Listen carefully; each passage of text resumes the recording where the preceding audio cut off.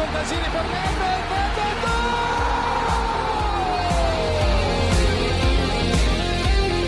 poi Pirlo, la conclusione in rete, Andrea Pirlo, un gol pazzesco!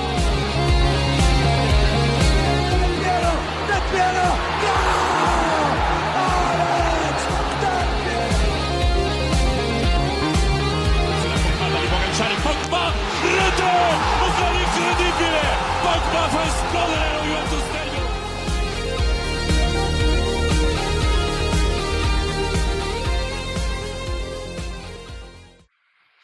Welcome, everyone, to a live episode of TurinGiants, episode 322. Due to life events, we were unable to do a postgame for Lazio. And, well, let's be honest, our priorities shifted as the news came out that Igor Tudor, the manager for Juventus, had been sacked.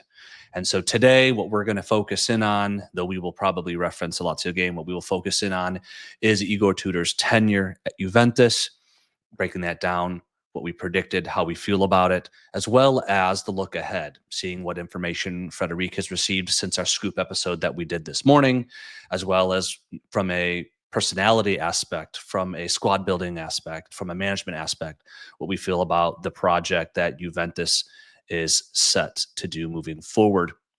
Before we do all that, of course, I have to welcome our guests who are all over the world right now, Frederic and Kevin. Gentlemen, thank you for joining. How are you doing today? Cheers. I'm not following Kevin in the substances, or at least not the alcohol part. But it's been a hectic day. We met up at 7 o'clock your time, Zach. Yep. And my phone hasn't stopped buzzing since. So it's been hectic. But I'm glad that we could share some of the insights that we gathered today with the people. So thank you all for joining in the chat as well. Looks everything's set up to be a nice and very comfortable live session once again. So thanks everybody. Yeah, it's a pleasure. Okay, go ahead, Kevin. Yeah, no, just pleasure to be here, and got Mitch, Mohammed, Yusuf, Ryan, and I apologize if I butchered the pronunciation here. But Mulayamal, we're grateful for your attendance here. But this was a funny occurrence, and I was joking with my good friends earlier. I'm traveling overseas for business, and greetings from a hotel in Copenhagen. But I was on a flight from Oslo to Copenhagen earlier today, and sending messages with these guys around what was going on. And when I landed, I had over 100 missed WhatsApp messages from a flight that was only about an hour. And I just took a screenshot of that and sent it to these guys without even opening WhatsApp or the news. And I said, I know what happened. I know Tudor must be out. And lo and behold, he is. And we are here to talk about it. And I think throughout this show, and we're going to be kind of share our open and candid thoughts about the Igor Tudor's, sort of short tenure. And feel free to share yours and your reactions in the chat, and we'll highlight them throughout the episode. We're all sort of just still processing it, also recognizing the large cloud of uncertainty that's hanging over our club beyond a simple manager. And we'll talk a little bit about that later as well. Before we do that, housekeeping matters. First and foremost, we are extremely active on Instagram at TurinGiants, doing a lot of cool content, soliciting questions and so forth. Best way to interact with us, obviously. For those watching live on YouTube, we've been working really hard to grow our YouTube presence for the first time in a while. So we appreciate all of you who are joining us there. Please like and subscribe. This type of thing really helps our team out and content creators in general. So I really appreciate you do that as well. And you can certainly get more information on turngiants.com. Alrighty, that's out of the way. Let's get into the meat and potatoes of this episode. Igor Tudor obviously was sacked. Let's just quickly outline the timeline and facts regarding his Zach stay. picked a terrible time to freeze. Did I freeze? You did. Not You did. not for me. Okay. No. All right. Oh my God. No. Okay, we're good. Sorry, I am the dude with hotel internet, so I apologize. Yeah.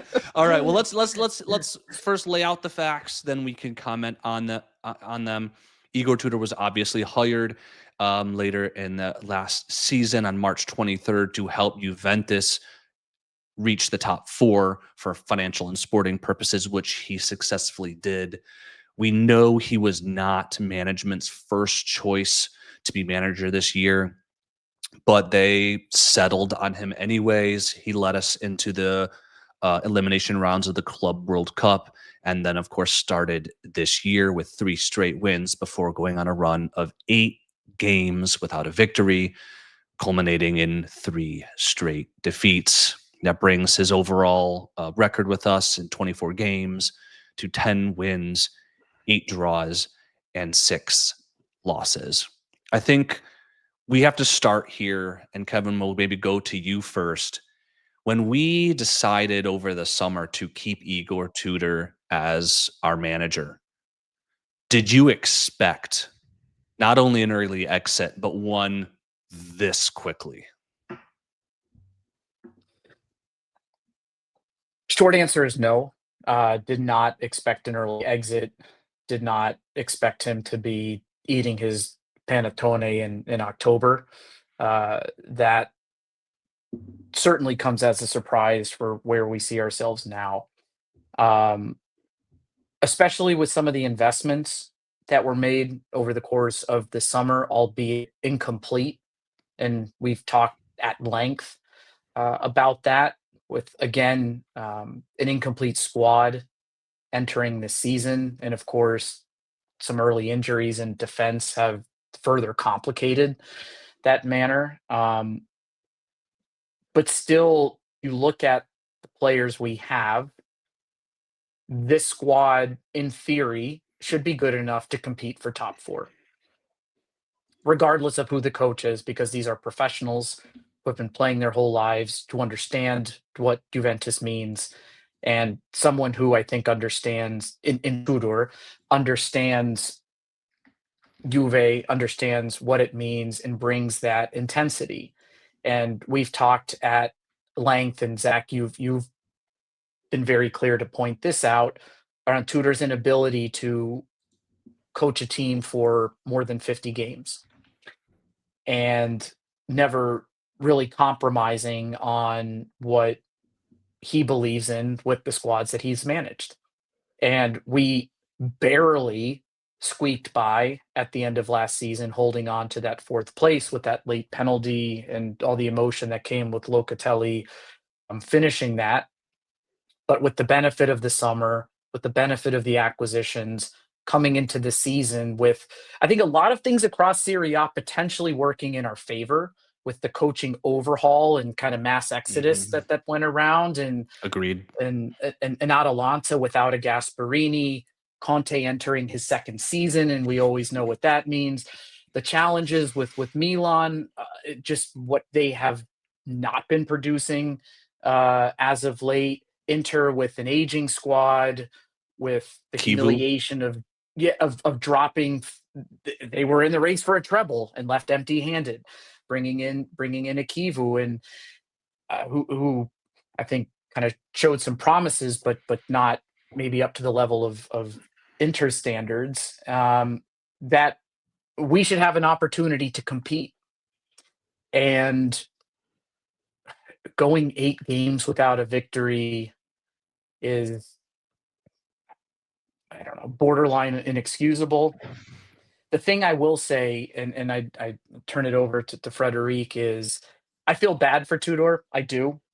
I think he realistically is not of the coaching caliber for what Juventus is and what it represents. And he's here because of his history with the club. And he's here. We know the stories of him driving from Croatia here and just his commitment to what it means.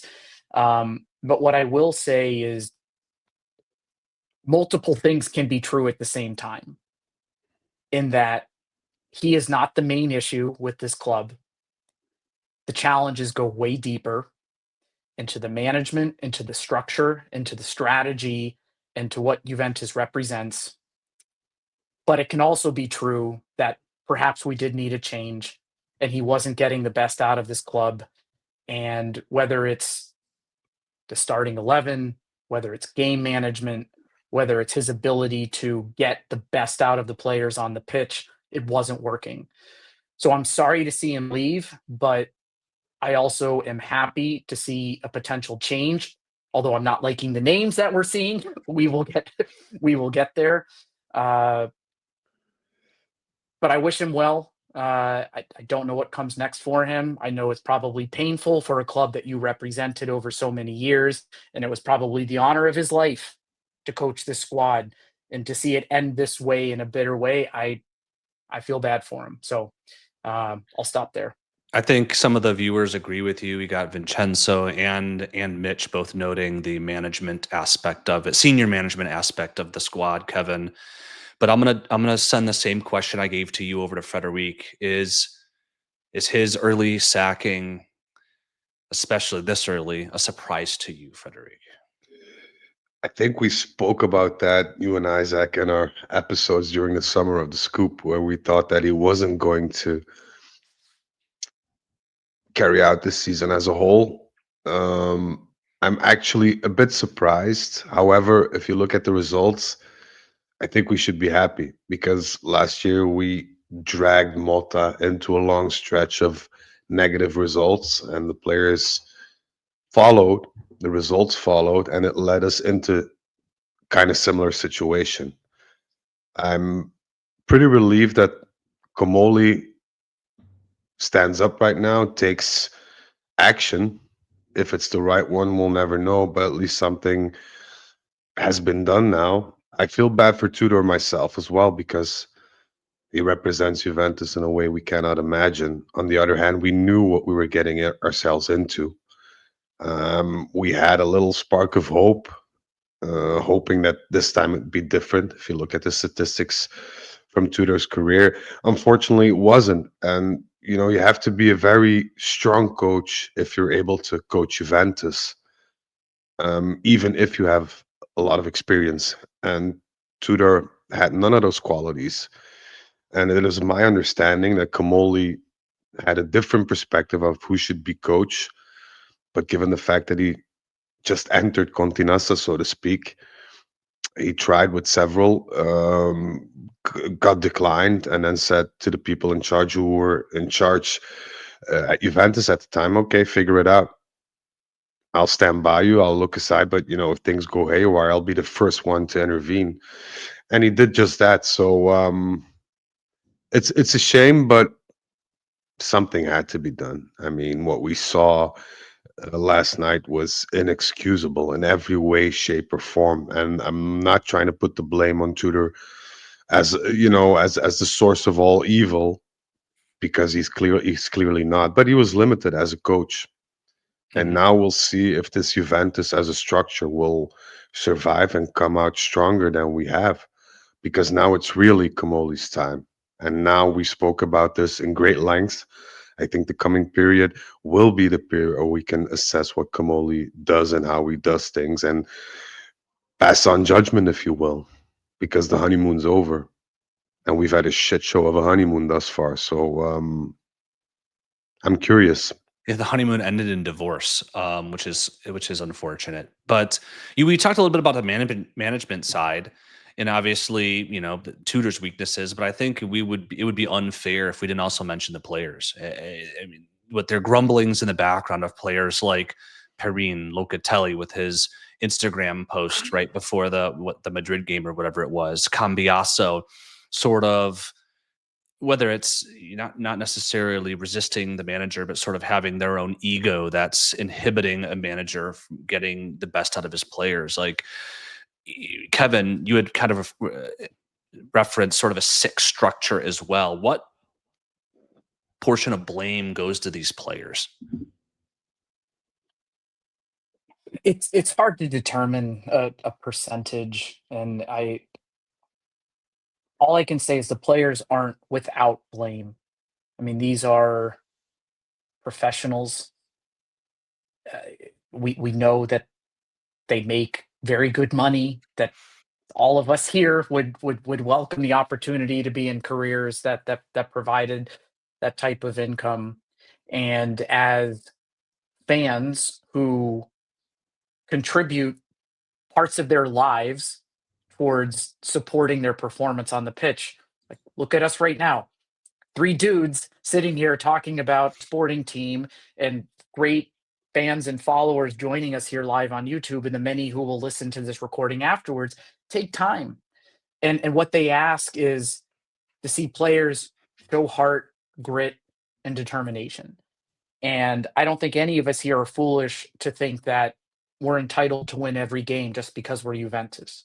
And I think we recognize, for those of us who had followed the team from 2012 through 2021 with the 9 title wins, and even prior to that for some of our older followers, that we were very blessed and privileged to witness that period, and that something like that was going to be unsustainable.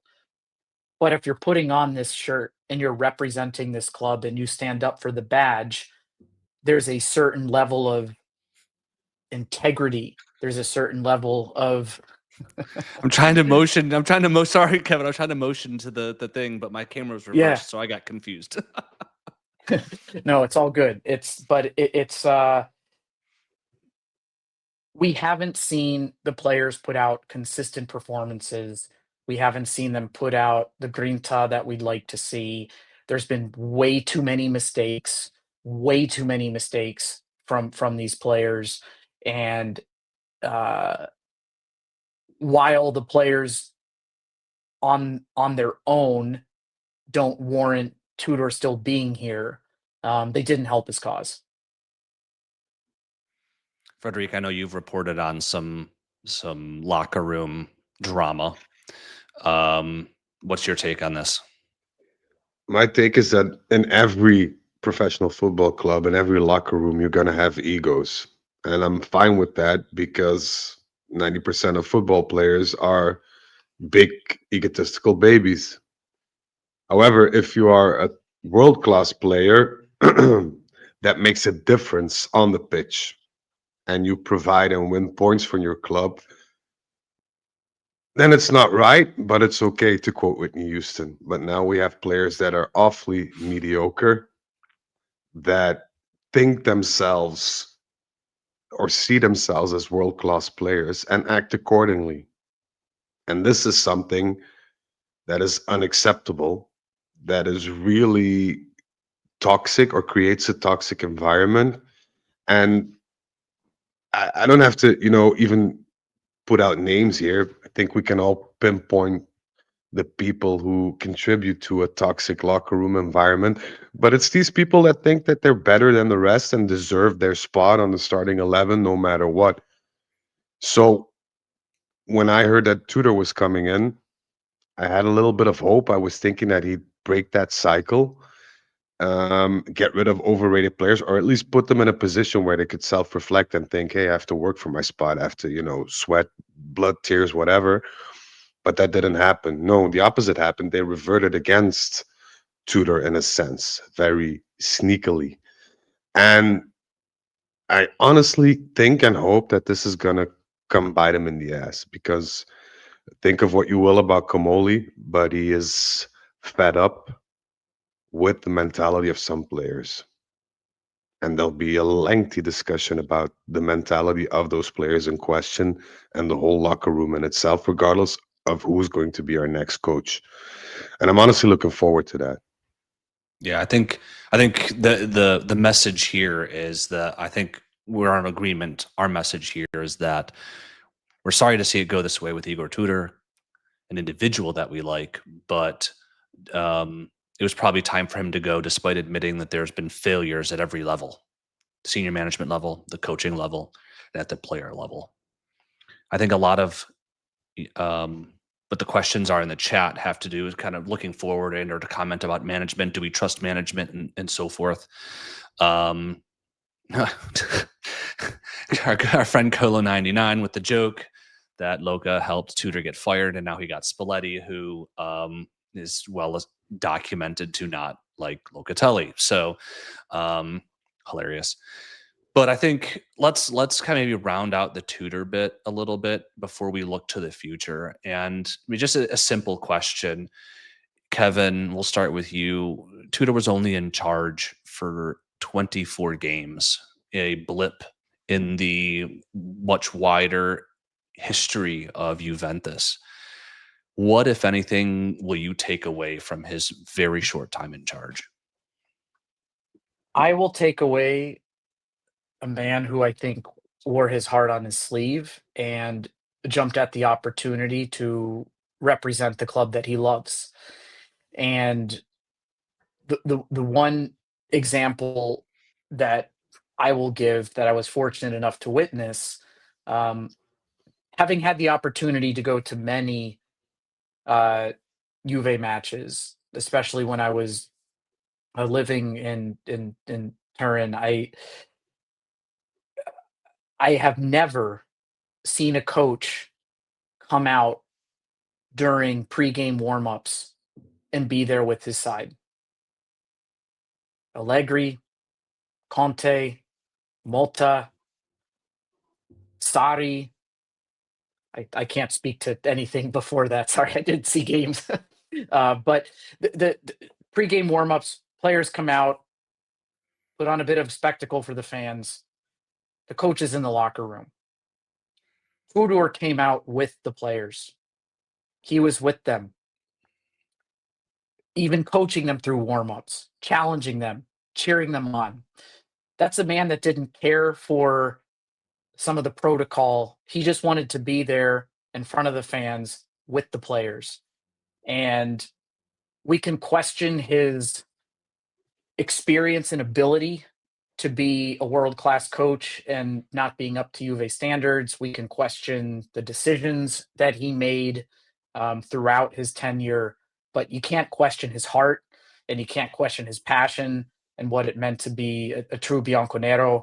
That's what I'll remember. A guy that tried, probably shouldn't have been here in the first place, but rose to the challenge, accepted it, and now he faces the consequences of doing so. And that's tough. Frederic? We have to be a bit careful because we're out here, a lot of people emotionally talking about Tudor, and rightfully so, because what he did was he put the team or the club in front of himself, which I think is in this day and age a rarity in itself.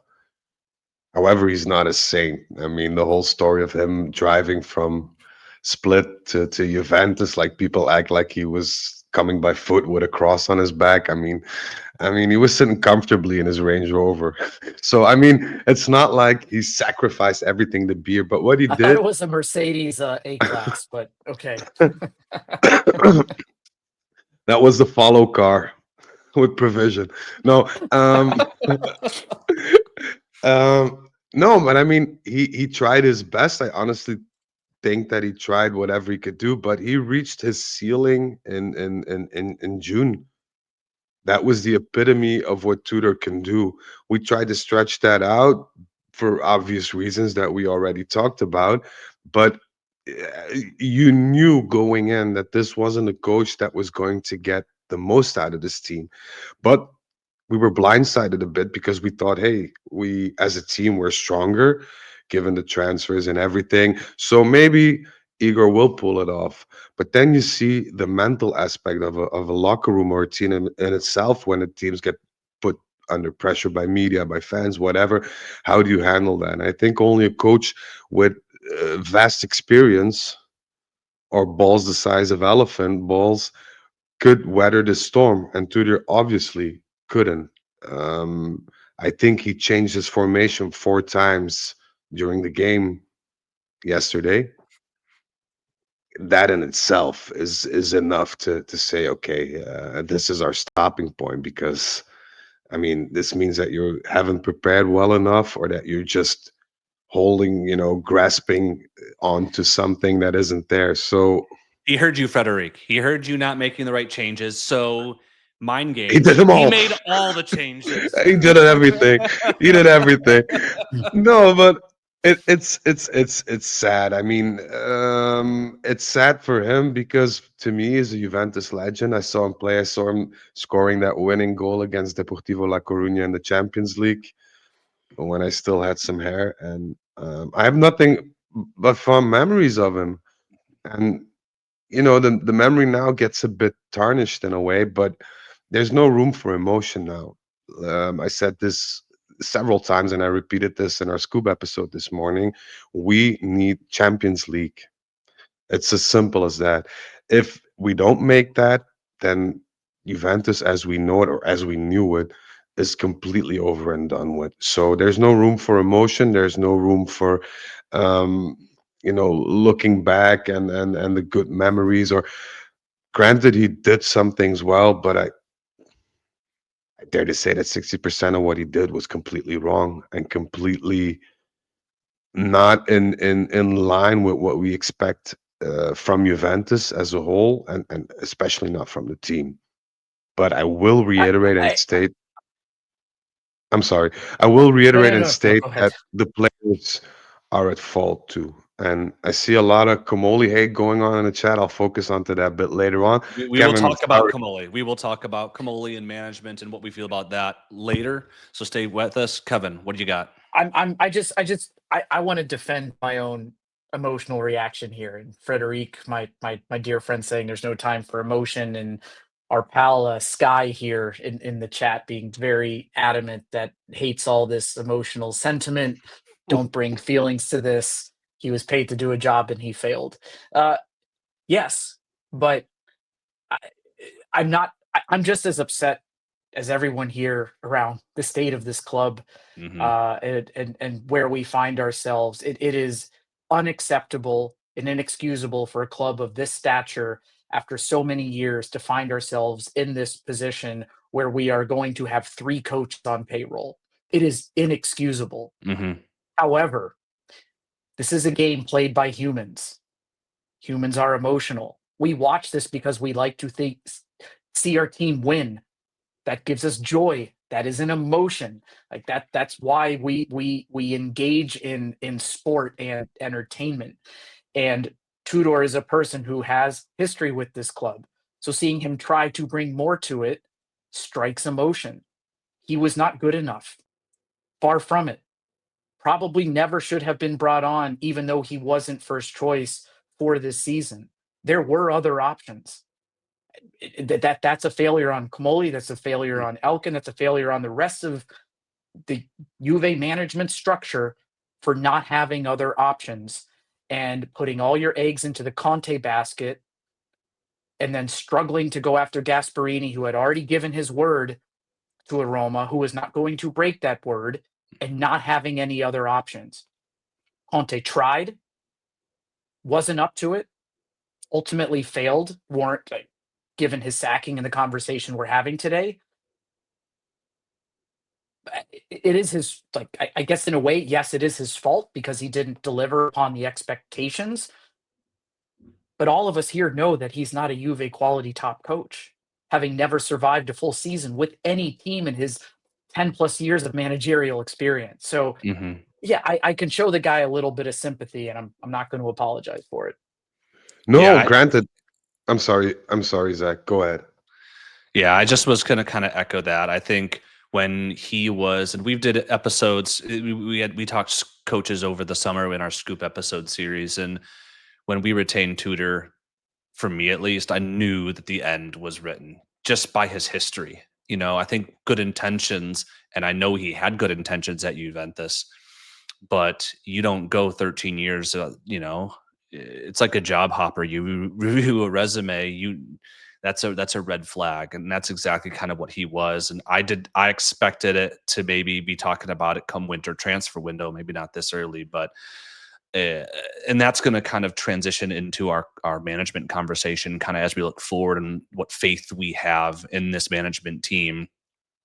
Yeah, we have Mitch supporting Kevin's emotion, but I think when specific about Tudor. Comoli retaining Tudor was sort of I viewed it as sort of a panic last option. We need to get somebody for the Club World Cup, as opposed to taking the time to actually make the right decision, which is not a good thing when you're talking about the structure and the senior management of your club.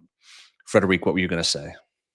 I was going to say two things. The first thing, I knew that it was going south during the Club World Cup when we were trashed with 5-1 against City, because I expected a reaction from Tudor, not just on the pitch or whatever, or in media, but in the transfer market as well. And everything stayed silent. And that's when I knew, this is not the Tudor that we know, because the Tudor that we knew would never accept his team Juventus get beat with a 5-1 score and then do nothing. So that had me a little jumpy at that point. And the other thing I'd like to highlight is as well the fact that we tried to get in other coaches, but I think it's very normal for a person coming into the club, Comoli, then to, after failed attempts, to give in to the majority of people who have already been there for a number of years and to follow their advice. And their advice was clearly stick with Tudor. He's proven himself. He deserves a shot, this and that. So, in all fairness, I think if Comoli went against the grain with another decision, it would have created more of a disagreement internally and maybe made the future even bleaker for us. So I'm not sure if he's to blame, nor is Tudor. I think it's, the sum of all parts being negative for now. And when things start going afloat in a negative fashion, then it often spirals further and further. And I think this is what we're experiencing. So yeah, I don't think it's easy to point fingers and say this is the main culprit. We're in this situation because of this, that, him or her. I just think it's a culmination of everything that happened over the last couple of years, and we always made it through by the skin of our teeth. And now it's become apparent that making it through by the skin of your teeth is not always going to cut it. No, and I think this is a good pivot point to look kind of towards the future. We've said a lot of our piece and about Tudor, as have folks in the chat. And as we pivot, I do want to shout out folks in here. We've had a really good discussion for the folks in chat. So I appreciate you joining us. I appreciate you contributing to this sort of our real-time processing of Tudor's short time at Juventus. We've got RB Comps, we've got Sky, we've got Icon, Kalashi, Kilo Star, Azuru, Mitch, and I'm not sure if this LJJ, and then ACNENQ. I'm not sure if that's a name. Apologies if it is, but I just spelled that one out. And everyone else joining with us, so we appreciate you very much. Let's pivot to moving forward. Okay, so we talked about Tudor. Everybody in the chat seems to want to talk management. We've also talked management, and so the question is, okay, we've got no coach, we have no sporting director, but we have Comoli, we've got Chiellini, we've got Modesto. Are these the yes or no? Kevin first. Are these the people to bring us back?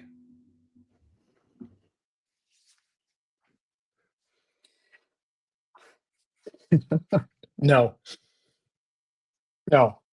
they're not, and especially the man who's currently having the strongest links to the club right now. I mean, at the time of recording, and when the time somebody might be listening to this, there might be a new coach announced or secured. But the Spalletti rumors do not excite me. For those of you who listened to our recording with Beppe last Thursday, he asked us one name that we didn't want to see, and my first answer was Spalletti. I think we were split. That the three of us plus Beppe, it was me and Zach were team Spalletti, and Frederic and Beppe were team Mancini, for obvious reasons. I'm concerned with Spalletti and his past and his stubbornness, particularly with what we saw with La Nazionale at the recent Euros, and his stubbornness in formation and in players, and our criticisms of Tudor early in the season and of Malta last season were in stubbornness and unwillingness to change and adapt. And here we are rumored to be signing on with someone who showed a lot of stubbornness and inability to react and figure out the best way to get the best performance out of the players at your disposal and the positions they can play and the talent and quality that you have. And it certainly does nobody favors, as our buddy Colo99 referenced earlier, that our Capitano was, as we know, left out of that Euro squad and does not have a good relationship with Spalletti. And if that's getting brought into our locker room, why? Just that goes back to the management for me, right? Like, you have a coach who historically has been stubborn. When we've had stubborn coaches for the previous 2 iterations and have moved on from them. And you have a captain, a player who we know does not stand up to the grandeur and to the legacy of so many Juve midfielders. But he's the best dude we have right now. And he is our captain. And you're going to bring in a coach who there have been public issues with. Like, why would you sign yourselves up to that situation when the club is already in this position? It just, the decision making just blows my mind. Now, it might not end up being Spalletti, but I don't know. I'll shut up because it does make my blood boil. Well, before we move on, Frederic, from a scoop standpoint, where do we stand on the next coach of Juventus? Our next coach will probably be Spalletti. There should be a face-to-face meeting tomorrow. They're working out details as we speak. Last thing I heard of is a contract for 2 years, not a hefty sum. I think it's around 2.8 million a season. No, God! No, God, please, no! No! No! No! I don't understand the negativity, but that's just me. I'll speak about that in a bit. But they had numerous talks today. You don't understand the negativity. Did you just say that, Frederic? Yeah. I know you don't. I know you don't want Spalletti. What are you talking about? You don't understand the negativity. I took my time today because it was my day off to objectively zoom out of the Juventus world and just look at the names of the people that are available. And I'll just say one thing. I look back at Spalletti's track record, and every time he coached a club team, not a national team, and he took over the helm, he had very good results. And I mean very good results. He took Napoli to something that was never dreamed of at Naples, to that Scudetto win. He took Roma 1.0 to compete with a legendary Inter side up until the final match day. And the fact, and that this for me is the biggest thing that I take away from this, he was in these 3 or 4 talks they held today, was very humble and very eager to prove that he's worthy of a shot at Juventus, in the sense that he had a clear vision of what he wanted, how to execute it, and he's somebody that's still in touch with everything that happens around Italian football. So I'm not popping bottles here, not at all. But if you look at the short list and the people that are available at this point, then if we compare Spalletti to Tudor, I mean, that's like comparing Baldini with Guardiola. Yeah, there's no question that Spalletti's been successful. Yeah, I mean, that's not in dispute. He's tactically 10 leagues above Tudor. He's even 5 leagues above Motta. We finally have a coach worthy of the name coach on the bench if he signs. I'm not a fan of the man Spalletti. Hmm. I resent him. I can't stand him. Can't look at his face or whatever in press conferences and whatever. But the fact remains that he is a very, very good coach. Maybe not a top coach, but if we are honest, then we're not a top side ourselves. This is from all the candidates we read and see, the only person I have faith in that can restore somewhat of the old Juventus values. And for me, that's the starting point.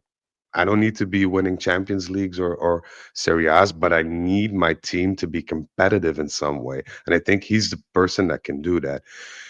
I could be wrong. I probably am wrong, but that's just my opinion. The other thing I wish to highlight is the fact that um, we speak about coaches and systems and tactical formations, which are very important in modern day football. I agree.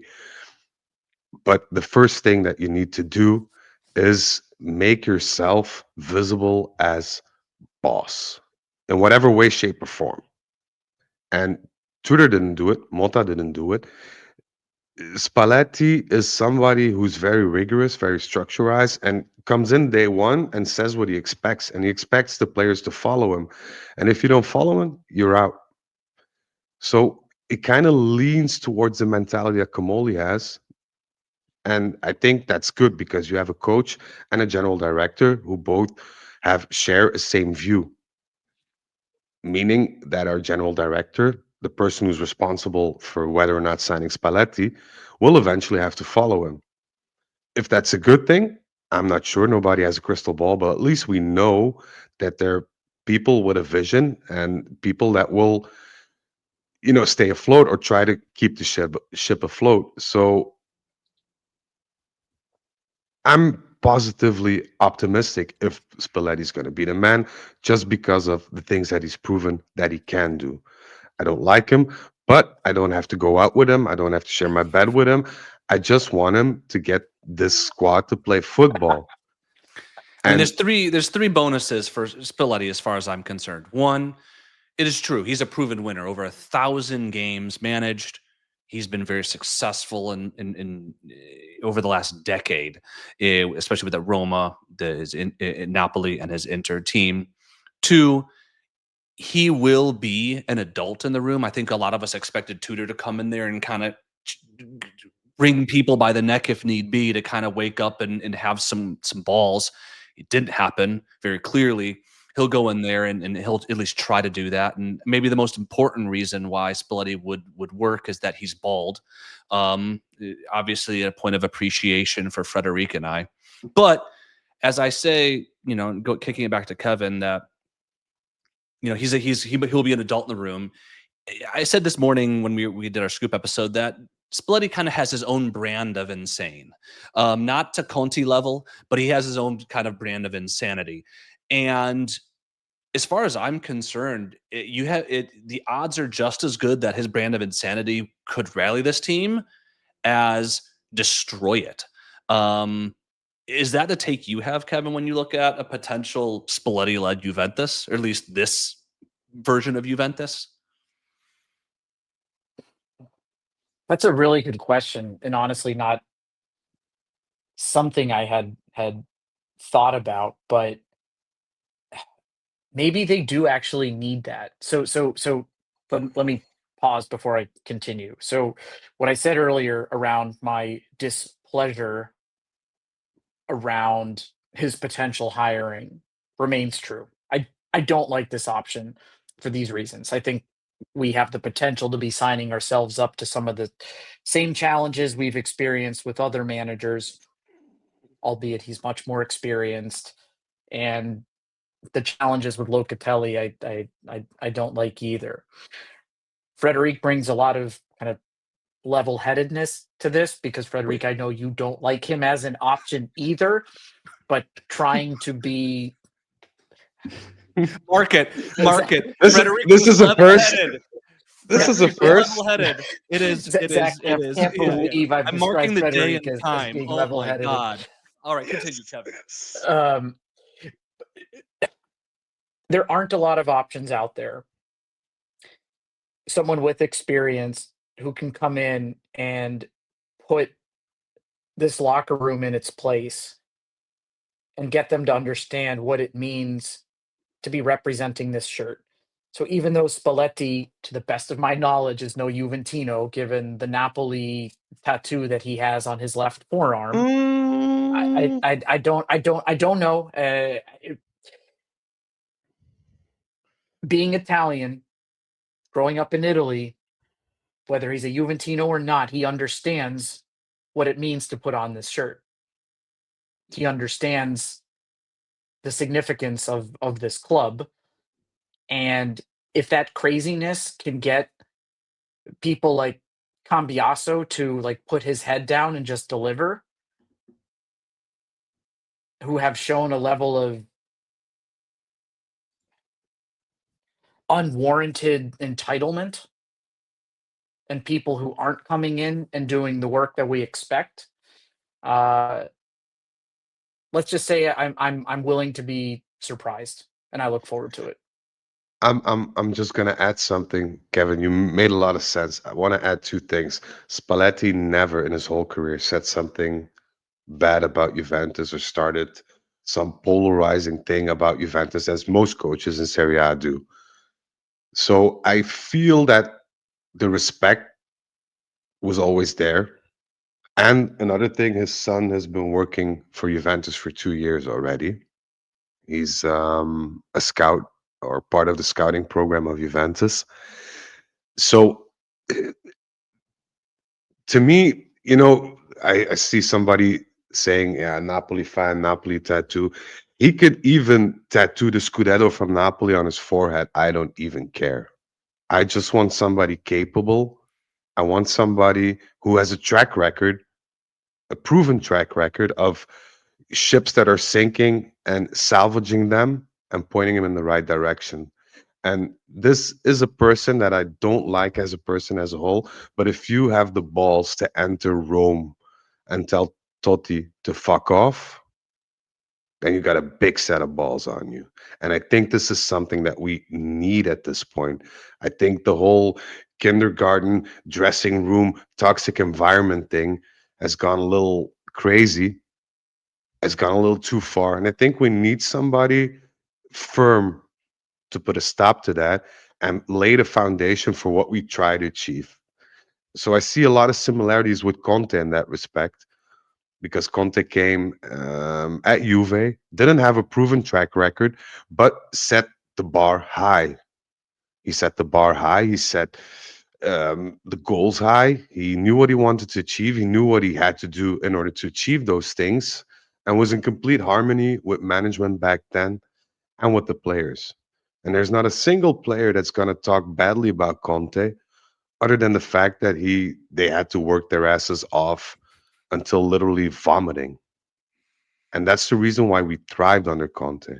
Because not only were we physically a lot stronger, we could run for like 2 games straight in a row, but mentally we were very, very strong. We didn't have the strongest players in our first season, but we were a unit. And that's been torn apart over the last few years by all these comings and goings of people who don't have the faintest idea on how to assess this problem. Now we have somebody who's done it in the past in Italy with a lot of teams that where the pressure is on, because if you coach a Roma side, you know that the whole city of Rome is looking at you very closely. The same goes for Napoli. So we have somebody, and may I suggest also somebody who can elevate players. What he did with Brozovic at Napoli was awesome in my regards. Brozovic was a player that they were happy to get rid of. He reinvented Brozovic. He made Icardi, Osimhen better than they were, in my opinion. If he can do the same with a Koopmeiners, with a Yildiz, with a David, with an Openda, I'm all for it. The chat is quite taken aback, Frederic, by your sort of optimism and positivity here. And I think I might be too as well. So I guess the question is be honest with us. Are you coping to the inevitable appointment of Spalletti, or is this the reflections No, of Frederic that have happened over the course of his day off work?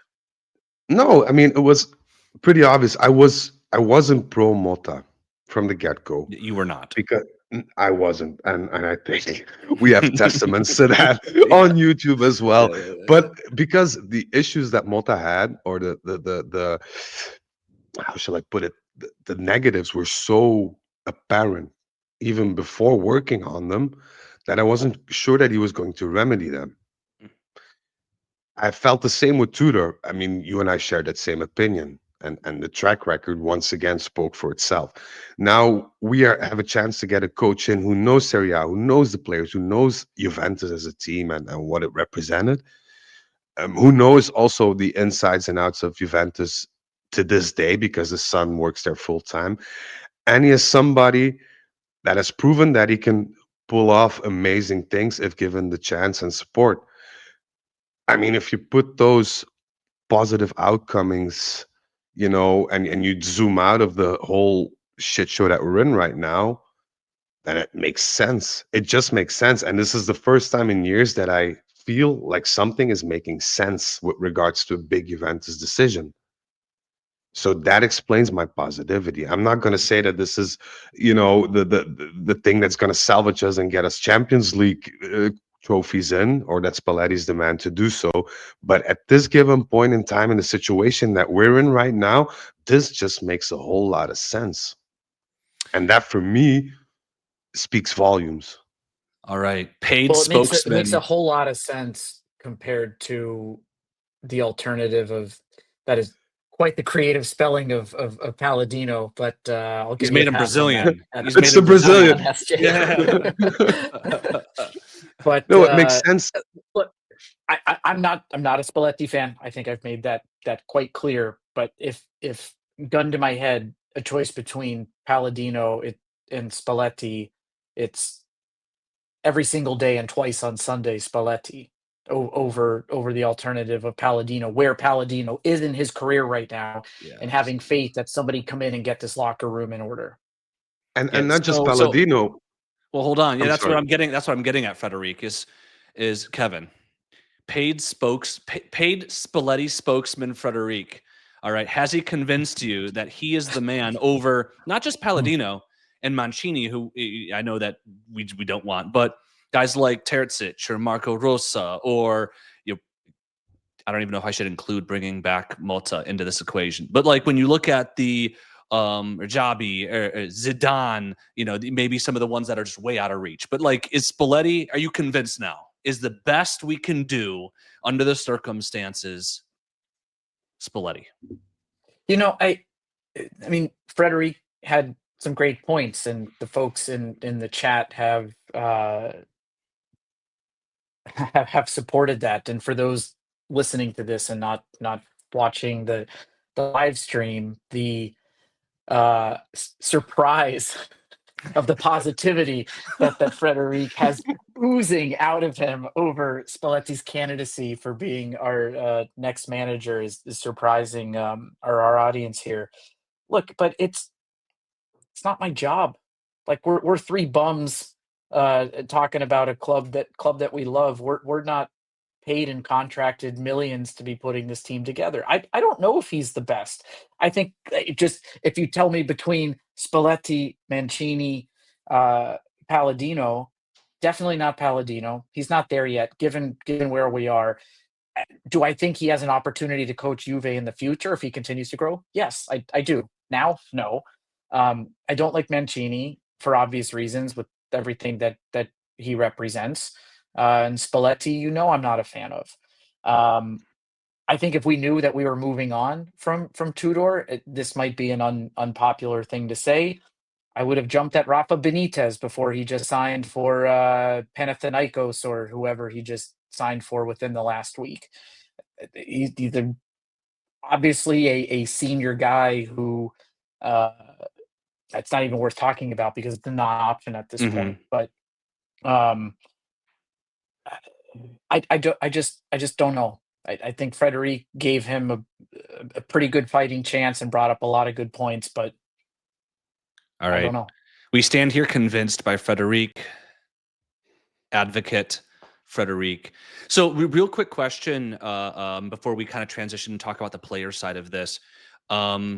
Jurgen asked, and I think somebody else did earlier in the chat. They mentioned Frederic, sort of the 2-year contract for Spalletti. Could you talk just real briefly about what's being talked about with regards to his contract, and then I want to turn to a question that several people have had about this crop of players.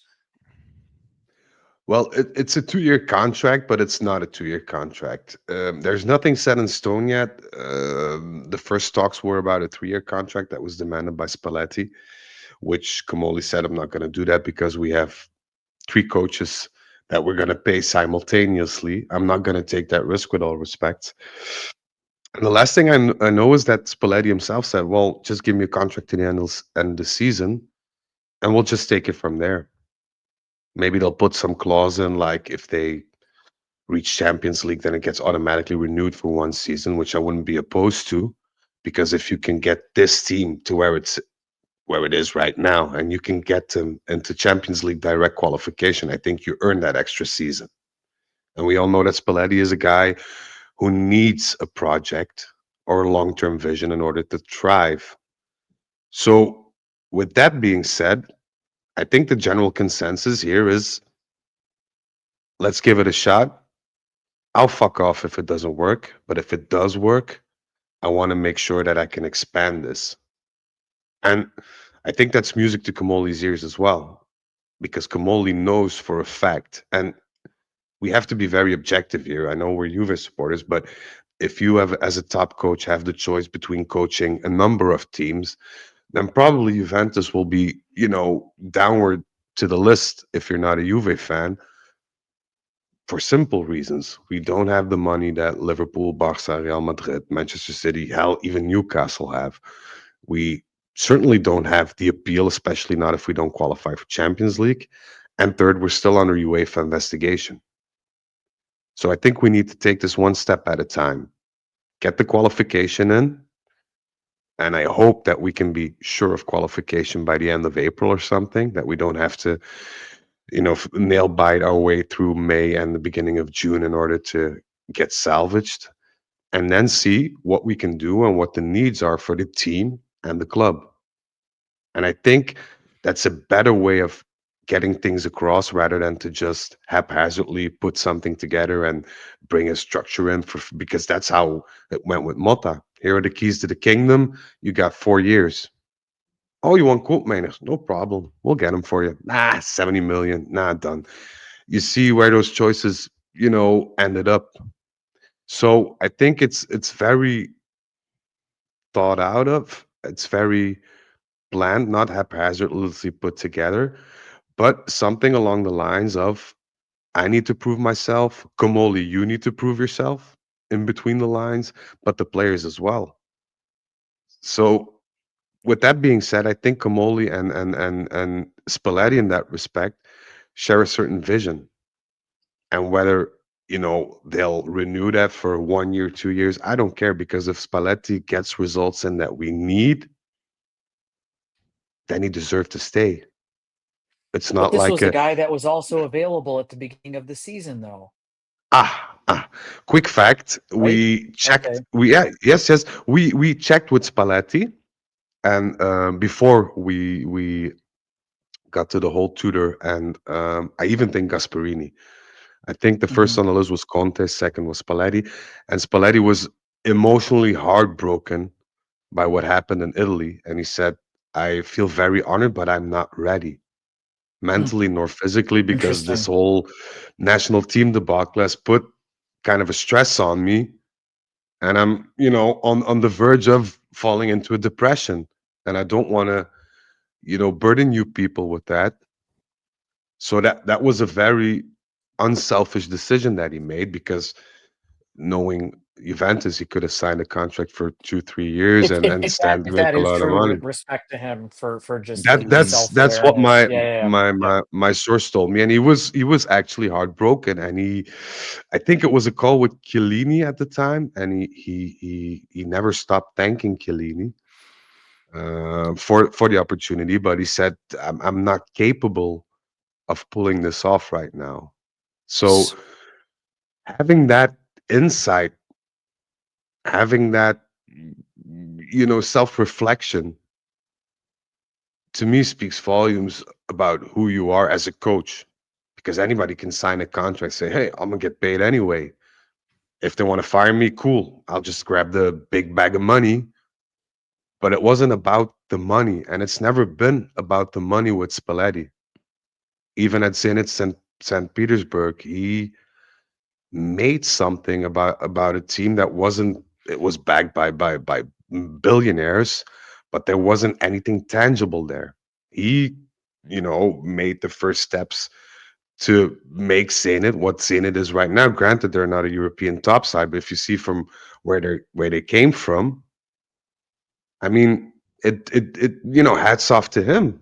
I'm not gonna beat around the bush. Hats off to him. I don't like him, but what he's done as a coach, I think warrants some respect in that regard. All right, let's move on to our last topic of today. Let's assume, Kevin, that Spalletti's the coach. Let's assume that he's going to play a 4-3-3. Okay, because that's what he generally plays. You had said earlier that this group of players, all things equal and in a vacuum, are a top 4 squad. When you kind of filter that through Spalletti's 4-3-3, do you stick by that? If he looks at this current squad and he truly believes that that is going to be the best way to get results from the players at his disposal, then sure. I think one thing that is interesting about Spalletti is I think he does show at times a bit of tactical fluidity and isn't married to a system. I mean, I think we associate him a bit with 4-3-3, just given what he did with with Roma like earlier in his career for sure, and also with Napoli. But with the Italian national team, he was playing with 3 at the back. Like he was with the 3-5-2, so he's not beholden to any system. And I do think, despite his stubbornness at the Euros, and it was very difficult watching that Italian side play. I think he was trying to get the best out of the team. It obviously didn't work. But if the 4-3-3 is what he thinks is going to be the best, then good. Then deploy that and put the players in the right position. But I would also hope that, given that he's a coach, has been doing this for decades, if he thinks there's a better deployment of these players that will get the best out of the squad, I hope he does that.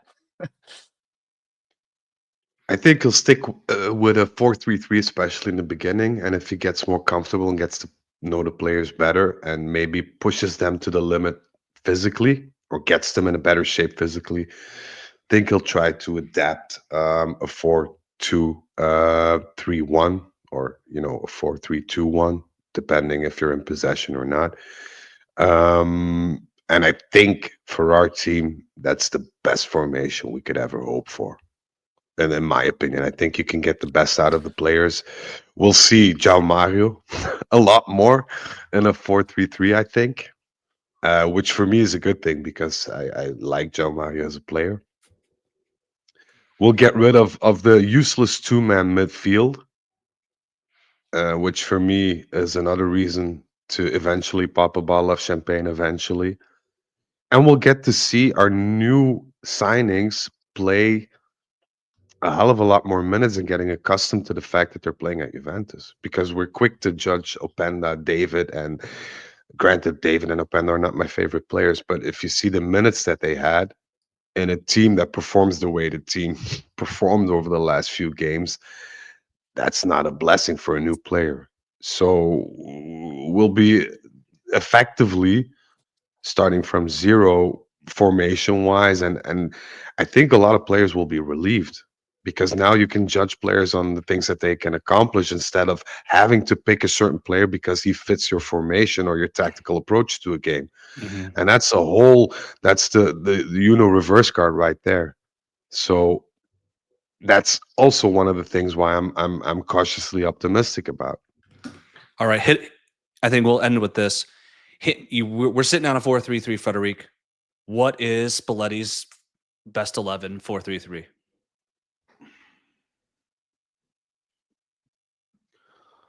I think Di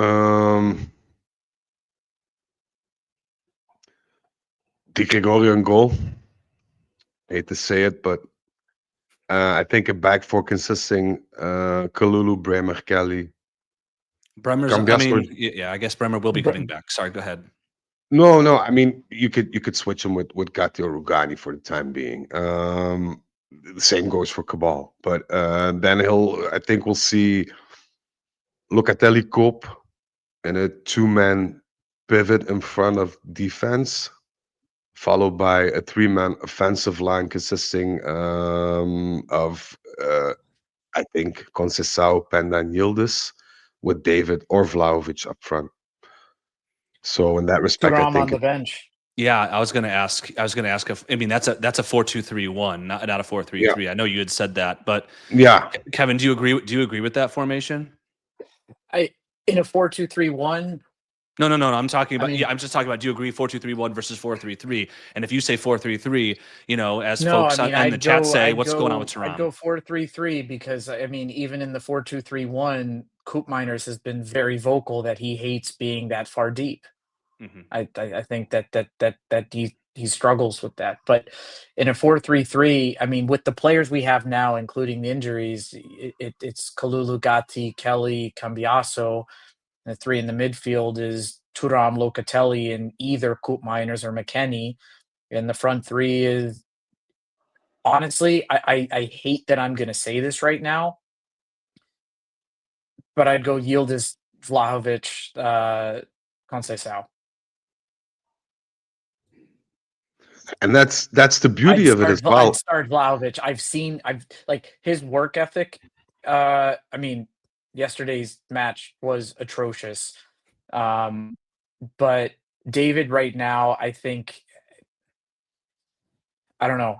I had high hopes for him, Zach. I know you've been very supportive and positive about his signing and his history and what he could bring to this team. And I know Vlahovic is leaving. I was the first to want to see him be sold over the summer, but for where we are right now, I think I'd like to see him there. I think pound for pound, he still is our strongest striker and our best bet on finishing capability, despite all of our shared frustration with him. And right now, it's about doing anything we can do to get to top four, which is why I'd put that to the side. And I think that formation allows for subs to come in and make a change. I think seeing Openda come in there, I still would like to see him get some more minutes. I think if Zagrova comes in and gets back to health, like he can be an alternative to Yildiz as a bit of like an inverted winger on that side, or just a direct replacement for Conceição or João Mario. I think that's the beauty of this whole formation, because you can put teams, you can be flexible about the players that you bring in, but you don't have to get a player out of his natural position in order to work. And I think that's the beauty of the 4-3-3 or the 4-2-1-3 or the 4-3-2-1 or whatever you want to call it, or however you want to shift it. But you can put the players in their natural positions and adapt very easily. And I think that's one of the reasons why Spalletti was somebody that they need or wanted to bring in. I'll say that there's two players on our team that a 4-3-3 does not suit. The first is Kostic, which I don't think anyone's too concerned about. But moving on. Yeah.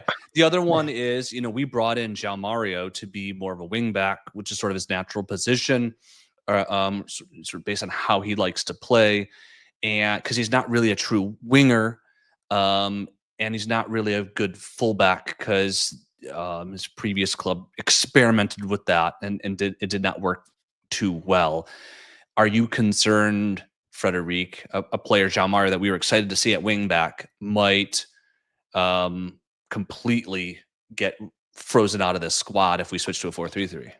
No, I think he's the typical player that Spalletti as a coach likes as a wing back. And granted, he's not very good defensively, but Spalletti is known to work on those details individually. So I think that Spalletti can use him in the way that we expected to see João Mario, and even improve him defensively. So I think that's a win-win.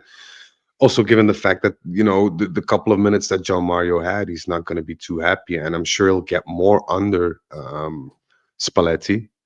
And with regards to the Koopmeiners comment, I think if Spalletti can make it work, or even put him out, in another role, that's the thing. I think that Spalletti at this point is the only coach that can achieve something with the material at hand. And of course, he's going to ask for another wing back or another central defender or another midfielder for January, which is already in the plans.